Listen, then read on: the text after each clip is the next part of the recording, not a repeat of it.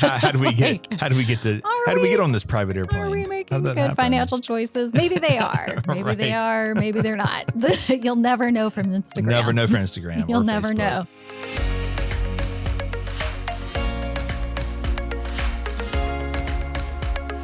Welcome to a Wiser Retirement Podcast. Are you curious about how to travel the world in retirement? I'm Casey Smith. Today I'm joined with Amy Rambo, travel advisor with Blue Pineapple Travel. Each week we bring you practical advice on retirement, investing, and planning for your financial future.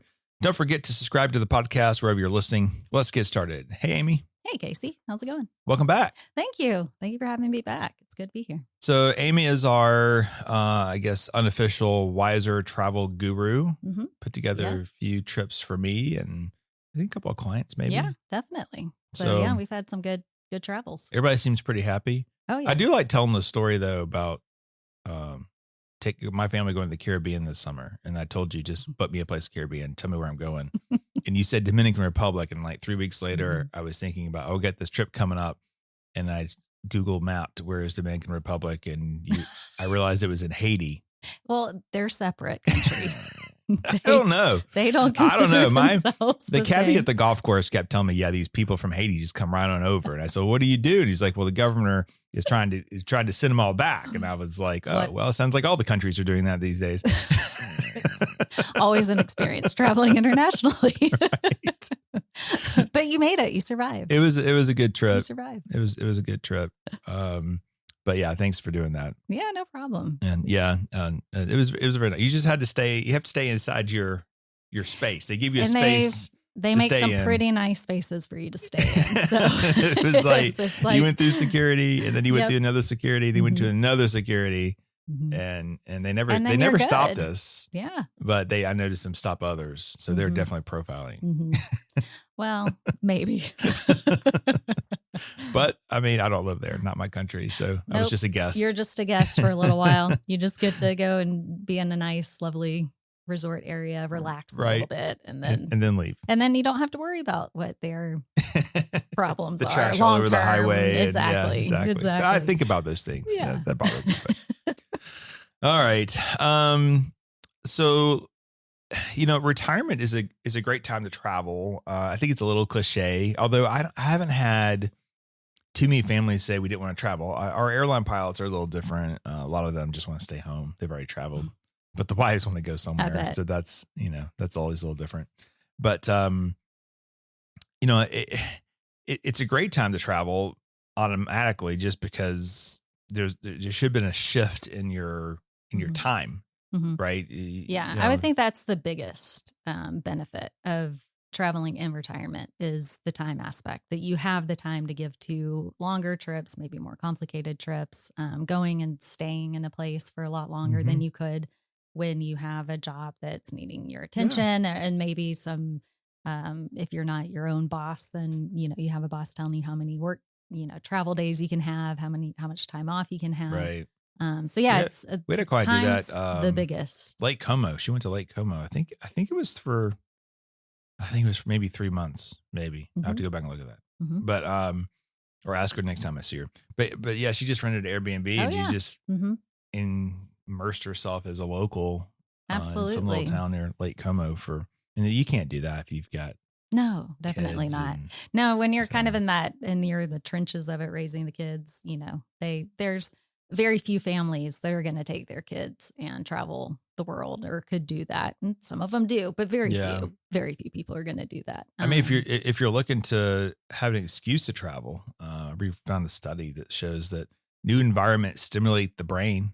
They help with cognitive well-being. So maybe if you want to fight off dementia, this is start going some places new and using your brain. Absolutely. I think it's like the Sudoku puzzle thing, right? It's because, my brain works hard here. It wants to be lazy other places. So I have a hard time going to new places because I don't know where my favorite restaurant is. Absolutely. I have to go find my favorite restaurant. And that requires thinking and I think discussion and arguments with spouses. Right. And that can be an intimidating piece Yes. to the travel part, especially as you get older. You kind of get less excited about having to face those uncomfortable Right. situations that you find yourself in. Or what bus route to take. Exactly. But it's but according to the study, it's good for you. It's actually good for you.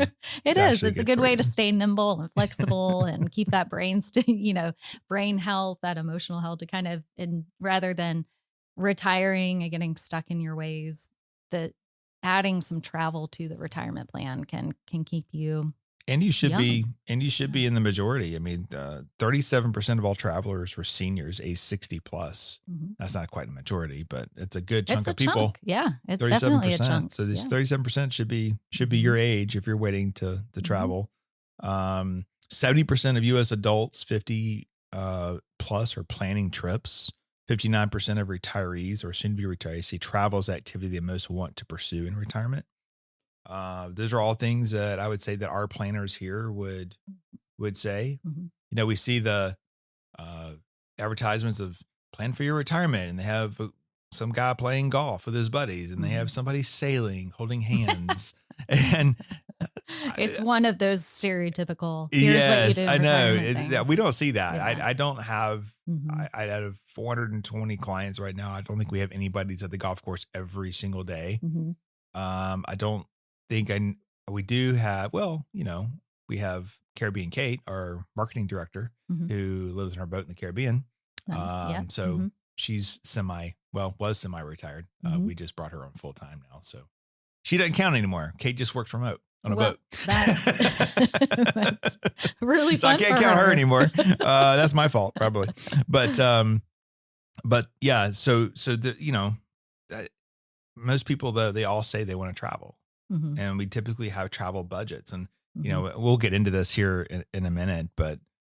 What we do in our planning session is we can actually have a separate line item for travel, because you're probably going to travel a lot between in your 60s and maybe through mid to early late 70s. In your 80s, I don't have too many people. Not too many. I would say amongst around. Our clientele, if we're looking at retirees, it's usually people in their early retirement, like 60s, 70s. Yeah. I think our oldest client is 81. And he does a lot of traveling. Good for him. You're not, it's absolutely. But if you don't use it, you lose it. So, absolutely. As long as he keeps his legs moving. Exactly. But is he traveling with somebody, surely? His wife, but then some of it, she's like, I'm ready to go home. So she'll take the flight home and he'll get on a cruise and take the transatlantic cruise back home. So okay. Yeah, they're funny. I can talk more about them later.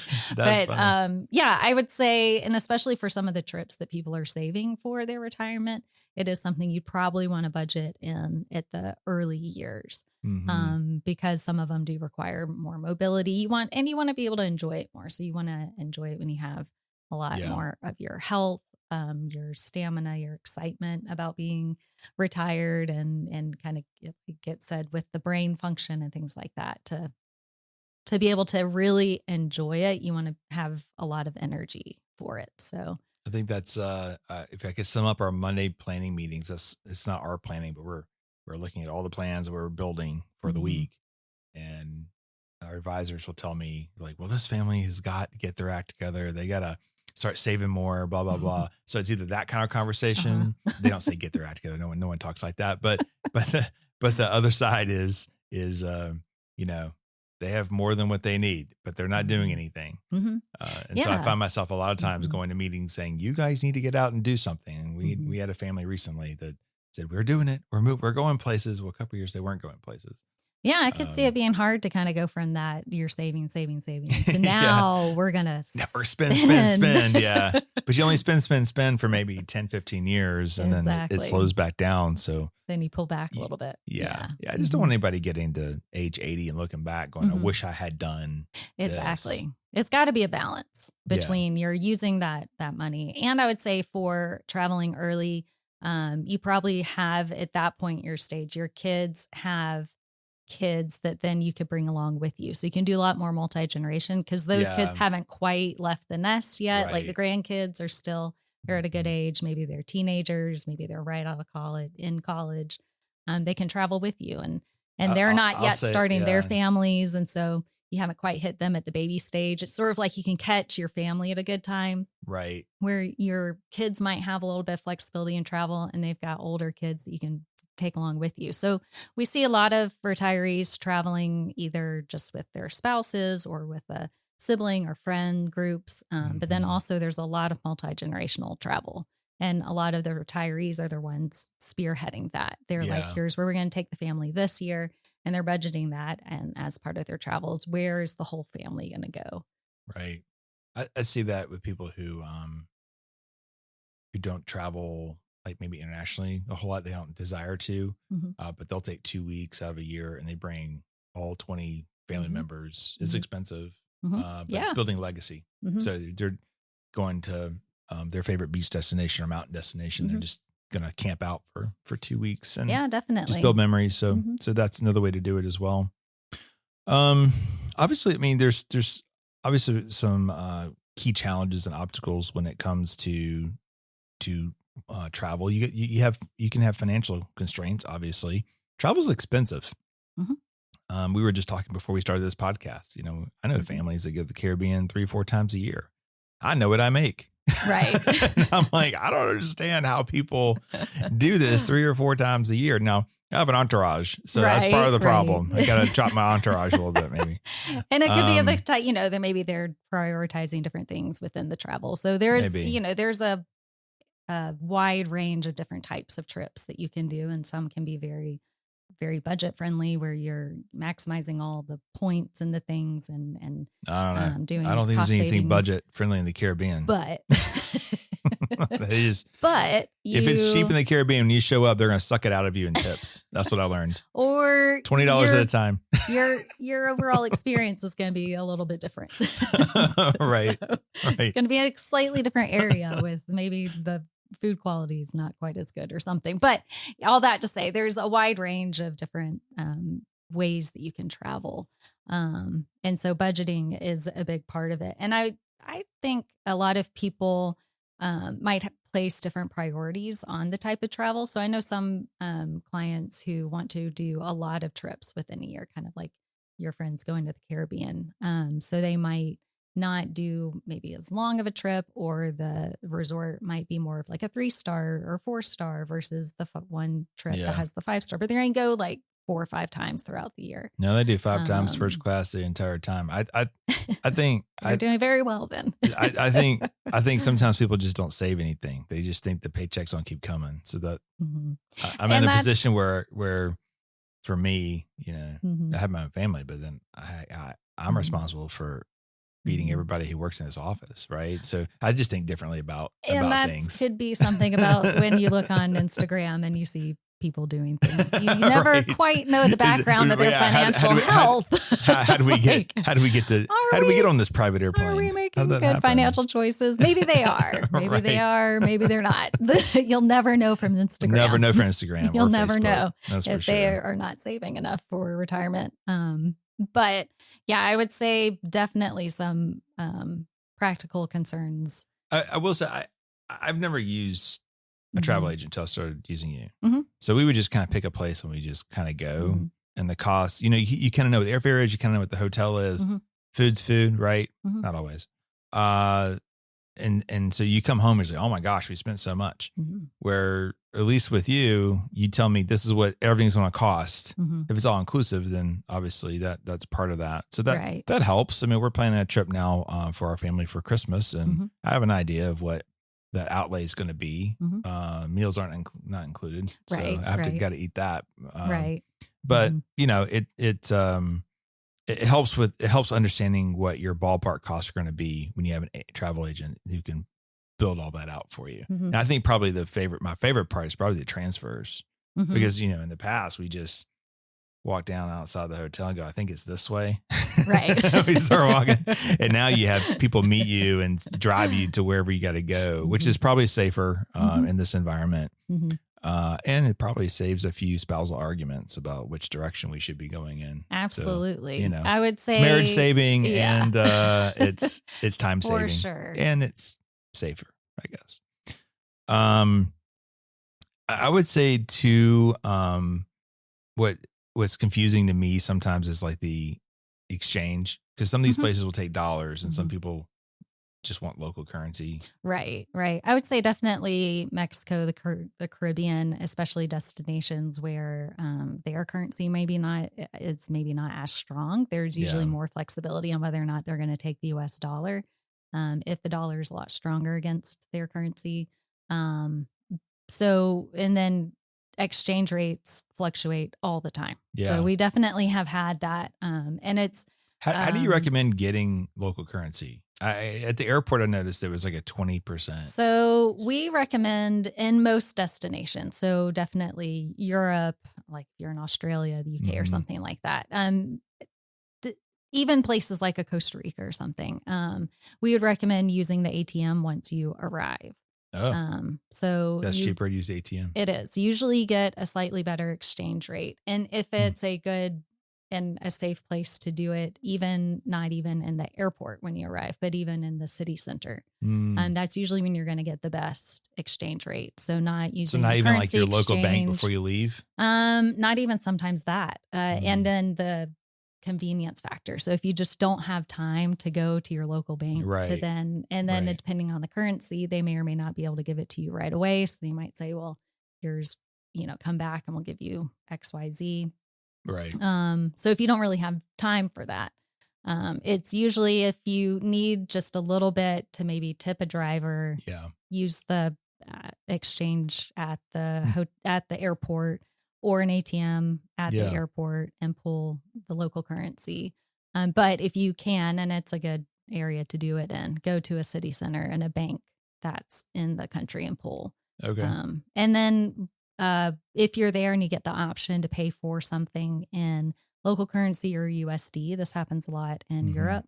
You'll You want to pay have in US dollar? you want to pay in local Oh, currency, why?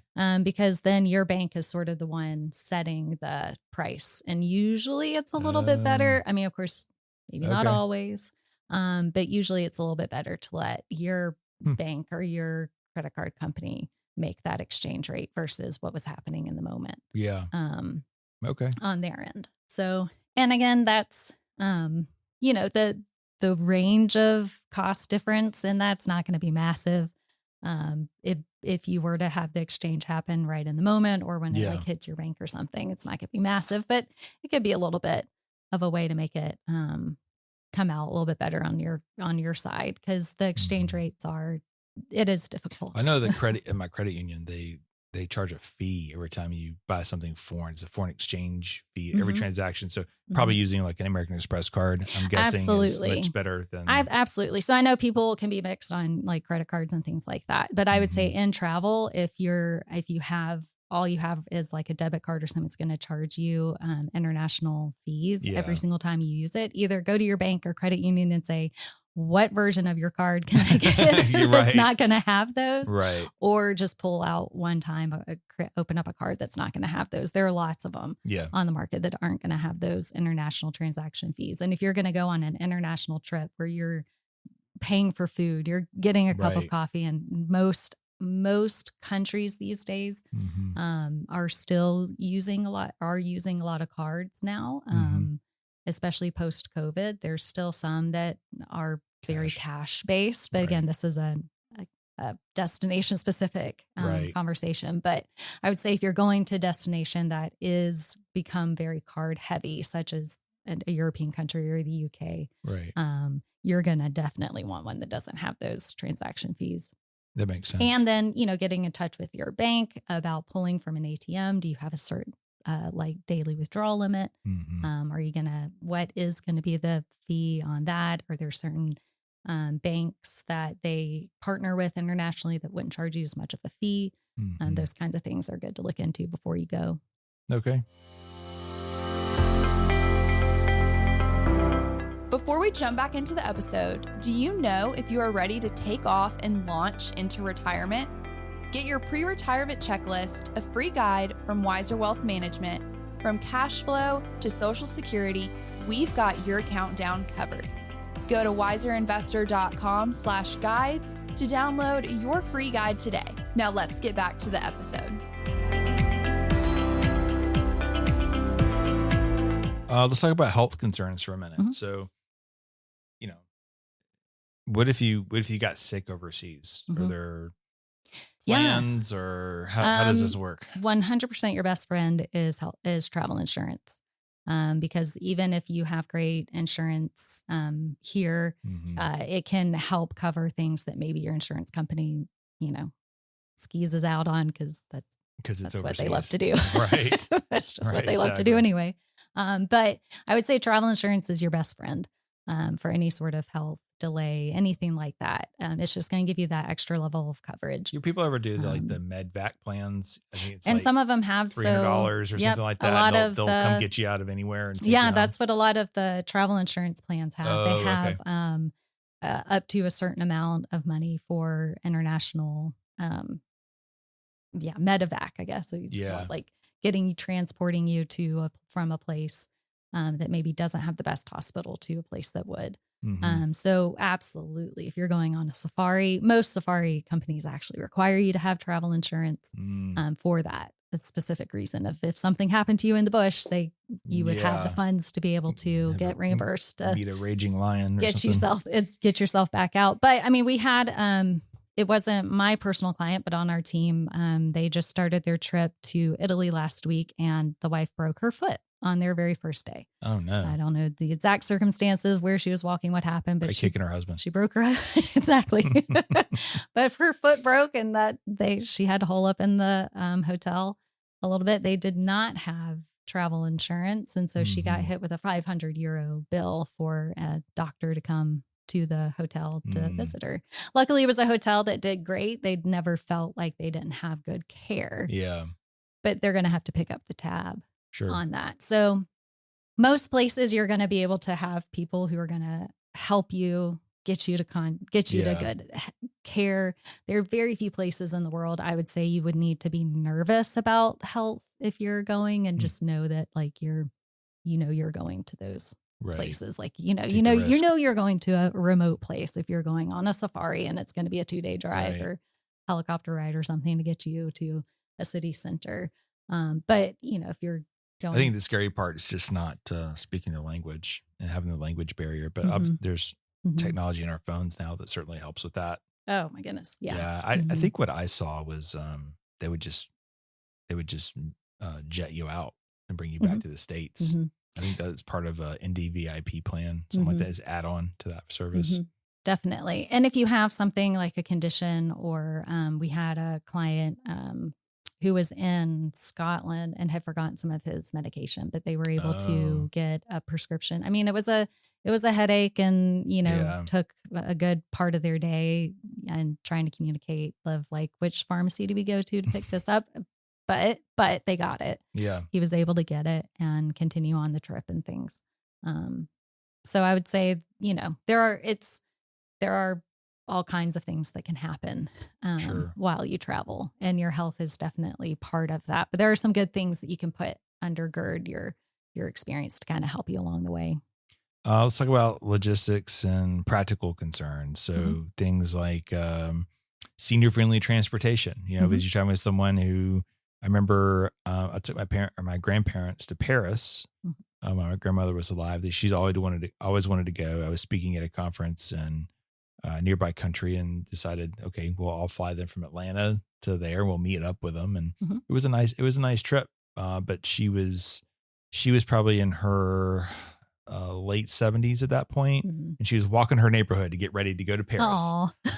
Um, I love that. but there were steps everywhere. I felt like, Yeah.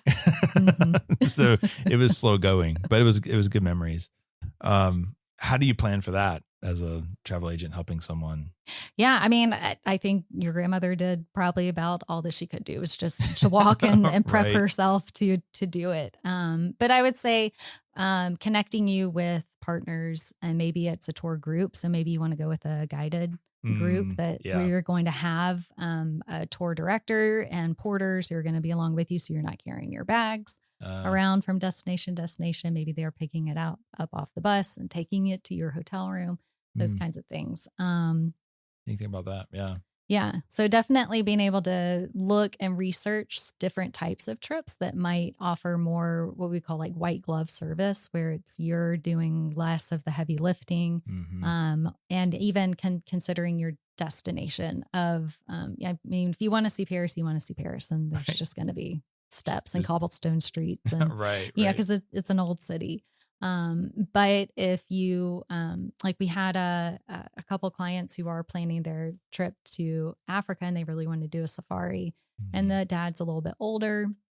So he, has requested a more mobile safari camps. So safari camps where maybe the walk from the main dining area to the tent is not going to be quite as long, maybe not uphill. Yeah. And, obviously using us, we could get in contact with all of our partners in Tanzania and say, okay, which of these camps have the best mobility options? And so they're on the ground. They know this camp is the one that has the 50,000 steps to go up to the top of the rock where you're going to have a beautiful view, but it's not gonna be quite as mobile, so they can connect us with the trips that the destinations they're going to be better suited for that. So I would say that's part of the planning process is sort of communicating what the mobility challenge might be, if it's significant, if it's just more of a, I just get tired. I don't want to do a 8-hour tour each day. It's the max could be 4 because stamina is just not there. That kind of thing. What do people often ask you when planning big trips? I would say we're often asking more questions of them when we're at the start of a trip. So definitely some of the concerns are where should we go if we want to go and do a certain type of trip? What would be the best kind of destination if we want to go and experience a cruise in the Mediterranean? Like what would be a good fit for what we want to do? And that's when we sort of turn things around and say, well, what kind of travel do you like to do? Do you want to have a experience where you're making lots of different stops, or do you want more days on the boat? Are you wanting to relax more? Are you wanting to maximize as much as you can to see as many places as you can? So I would say more often we're the ones asking a lot of the questions. I'm trying to understand travel style. I just realized how difficult I am.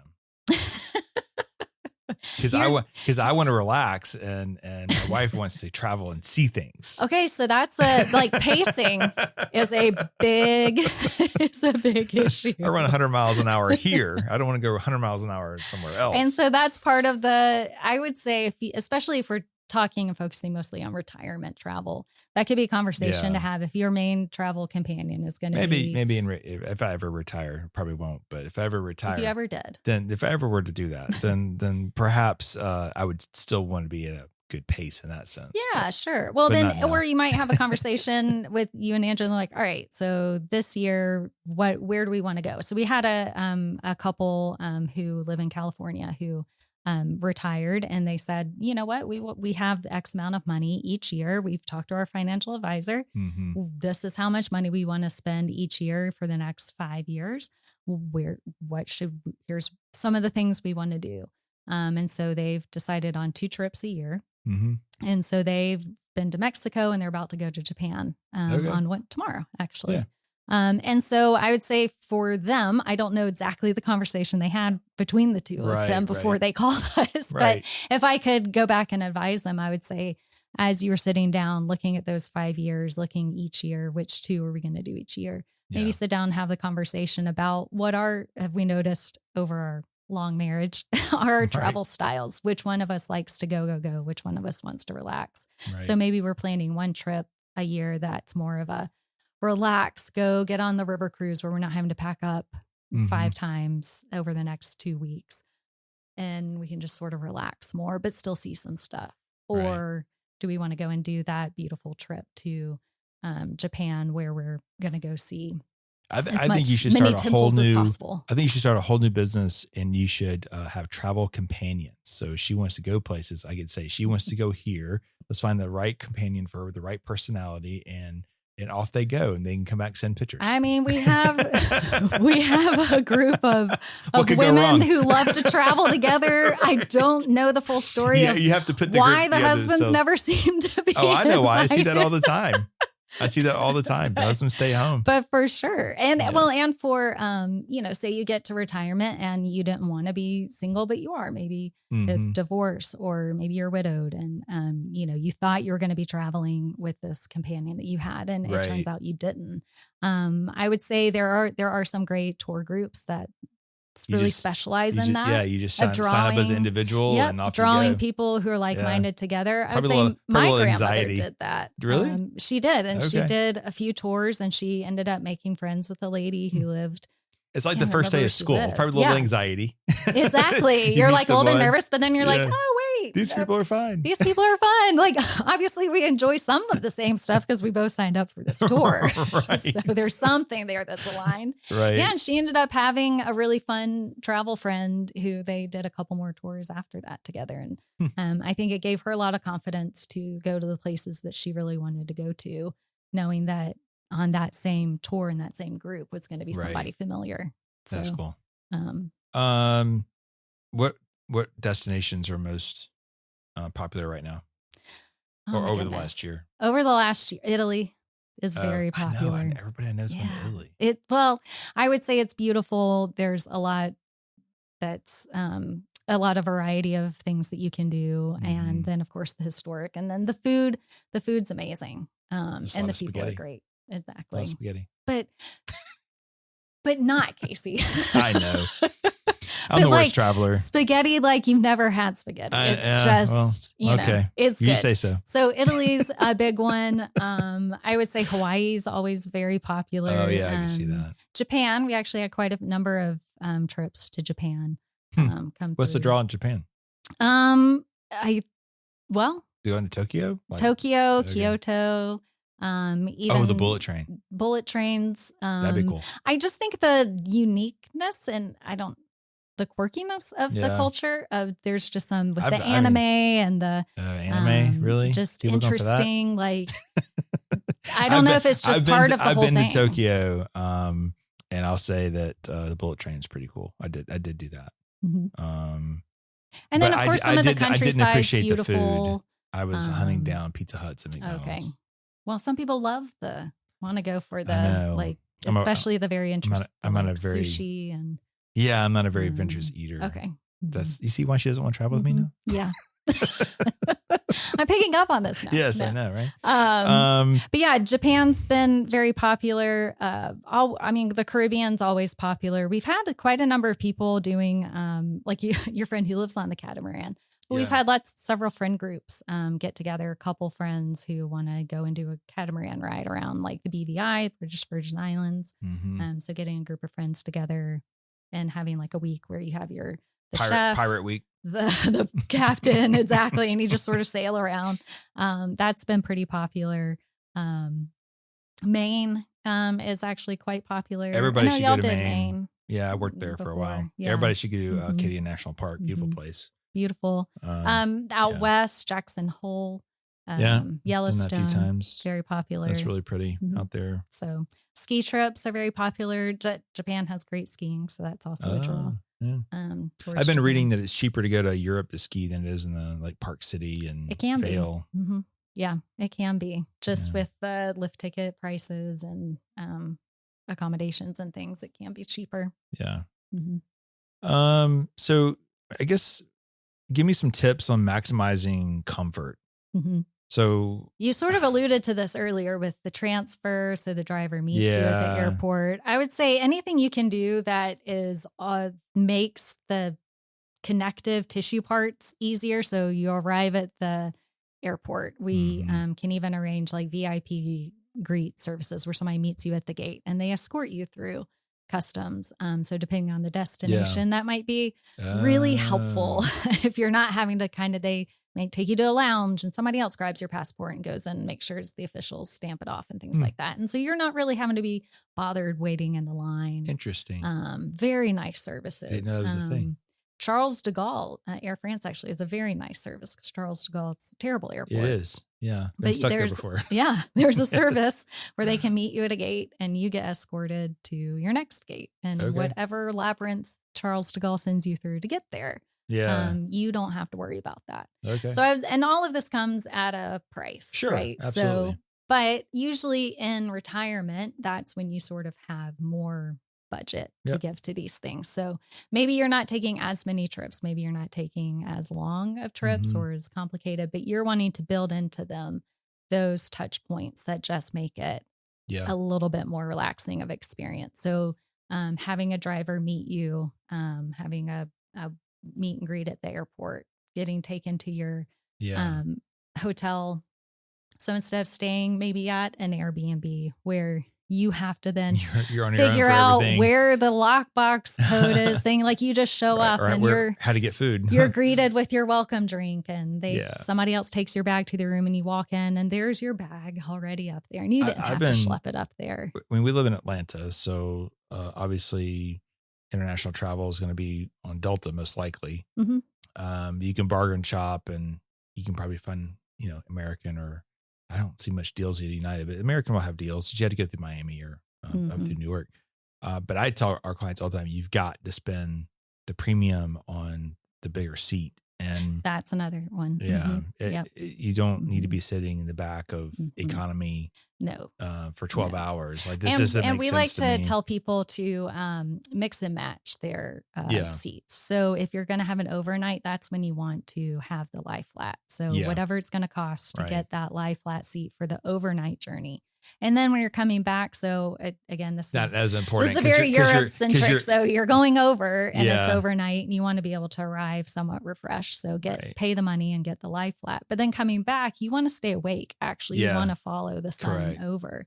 So then maybe you only have premium select or something like that. But these tickets for these lay flat seats are like $15,000 right now, which is crazy. Which they can be crazy. So then if you offset it, coming back with like a Comfort Plus or Premium Select, maybe you're not. Well, the Premium Select is a domestic first class seat with a footrest. It's very nice. And during COVID, I rode it out west, and just as a trial run, I picked that plane specifically, and I was like, okay, all right, this would be great going to Europe. I don't need a lay flat seat. I don't sleep on planes, never have.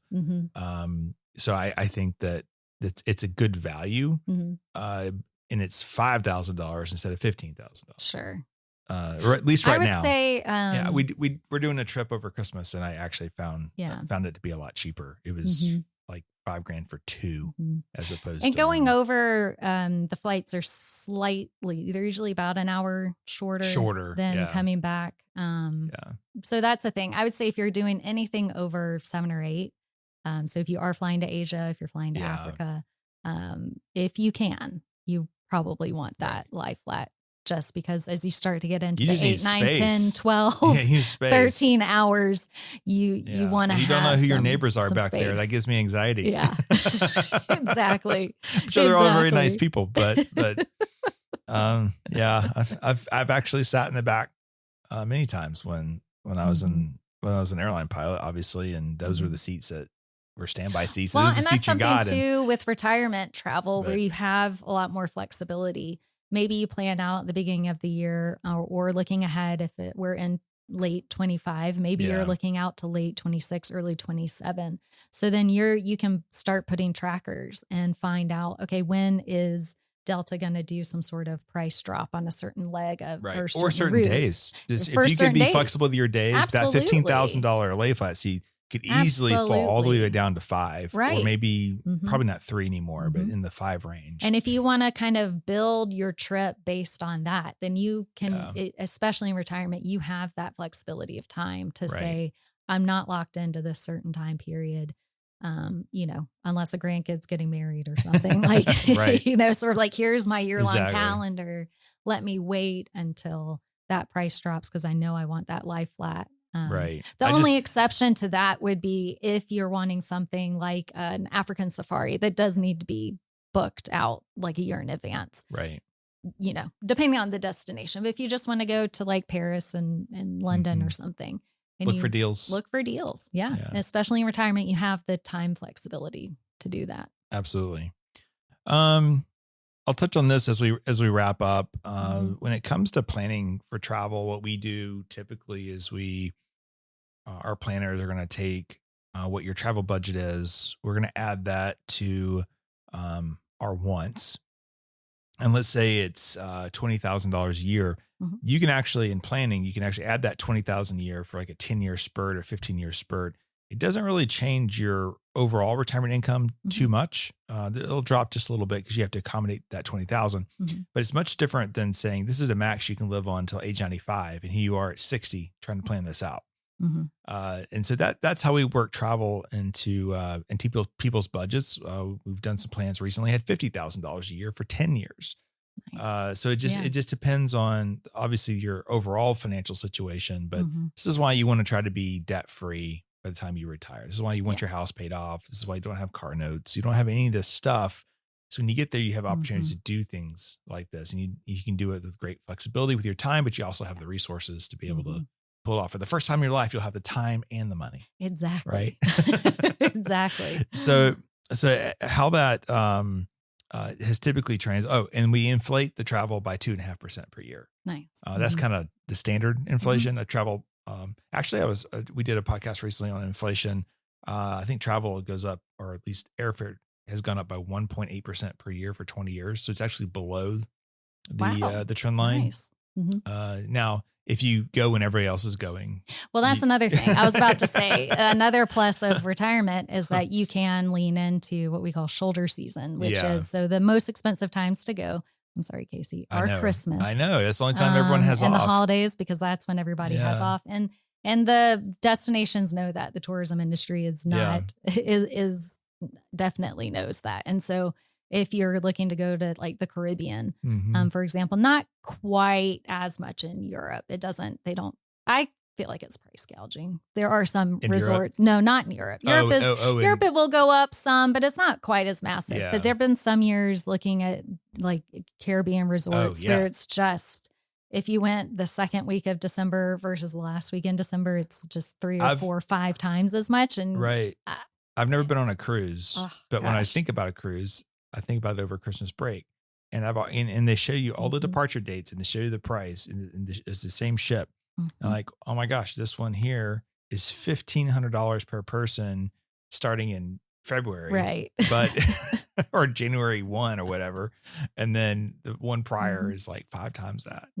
It's the same service. I don't think I'm getting anything extra. No, just supply demand it's just curve. Supply and demand. Yeah, absolutely. So, and then summer travel. So anytime kids, the majority of kids in the United States are off on a break, correct. then the prices are going to go up. Yeah, because they know that's when you can it's still travel. hot in August, so you can still have a summer trip in August. Absolutely. So Late yeah, August. if once kids September, a lot of places. I mean, it's 90 degrees today. I mean, there are a lot of places still warm in September. True. And a lot of destinations that used to sort of end their seasons are extending them. So Greece, for example, the Greek islands used to really kind of late September, they really sort of shut down. And it was sort of like, if you wanted to go after that, there's really not a point because the locals have left. They've gone back to the mainland. But now it's extending into like November. There are some areas of it where you can still have a great trip through October. So if you have, again, retirement, you have that flexibility, you can lean into those off-peak seasons of travel for some of the destinations that you really want to go to. So let's wrap up with some tips. What's some of your top tips for? Well, one of them is sort of mentioned, putting a flight Skyscanner tracker, Google Flight Alert, something, especially if you have a certain destination in mind, but you have maybe some flexibility, and it's not a trip that has to be decided before airfare is released. And especially since that can be such a big ticket part of the trip for a lot of people. And if you're wanting a higher cabin class or something, having that. I would say planning early, planning and sitting down, communicating with who you want to be traveling with. So what trips are you looking ahead to do? What is, I know bucket list is cliched, but what is on the list? Where do you want to go? Right. And then talking to somebody early. So if an African safari is on your list, like when really should you be talking to somebody? Probably a year and a half out from when you'd like to go. If Antarctica's on your list and you really want to go and do that, knowing which cruise company, which version of that trip is going to be a good fit for you, you're going to want to try and get out there early and looking at it. So I would say, especially for retirees looking ahead, being able to communicate early what your trips are, what are the places that you've wanted to go. And then I would say, think about being generous with your travel. What are trips that you can invite your kids, your grandkids, Great legacy. friends? Yeah. Leaving a legacy. I think there can be a legacy of them seeing you travel. I know that was the case for me with my grandparents. I was in school, and so they didn't take me on trips. They didn't I didn't get to go on the 2-week trip. But seeing them do that and then come back and talk about it really opened my eyes. Oh yeah, you can get out there. You can go travel. You can experience the world, and the world's not a scary place to go visit. I think that communicates a lot to the next generation of no matter, within reason, there are very few places in the world that you can't go visit. And so getting out there, showing them that can be a real good legacy to leave your family. So those would be some of my best tips. Helps them see the world bigger than absolutely. Than them, for sure. Well, thanks for listening to today's episode. If you're interested in learning more about Wiser Wealth Management, I want to schedule a consultation, meet with one of our fiduciary financial advisors. You can do so by going to wiserinvestor.com or clicking the episode notes. You can also get in touch with Amy. We have her link to Blue Pineapple Travel in here as well. Amy, what's your best email? amyr@bluepineappletravel.com. There you go. Have it, folks. Go book your trip now. Yeah, absolutely. Go spend that travel budget money we set in there for you. There's a lot of good parts of the world waiting for you.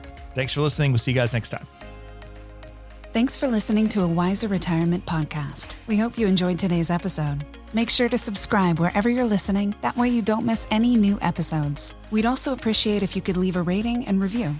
If you have any questions about anything that was discussed today, head to wiserinvestor.com and reach out. This podcast is strictly for informational purposes only and is not to be considered as investment advice or solicitation to buy or sell any financial products, securities, digital assets, or any other investment vehicles, or a basis to make any financial decisions. Wiser Wealth Management Incorporated is a registered investor advisor with the SEC. The host and/or guests may personally own securities, digital assets, or other investment vehicles mentioned on this podcast. Neither the host nor guests of the show are compensated for their participation, and no referral fees are paid to or received by any host or guest for clients, listeners, or similar interests. Investments involve risk, and unless otherwise stated, are not guaranteed. Be sure to first consult with a qualified financial advisor, tax professional, insurance professional, and/or legal professional before implementing any strategy discussed herein. Past performance is not indicative of future performance.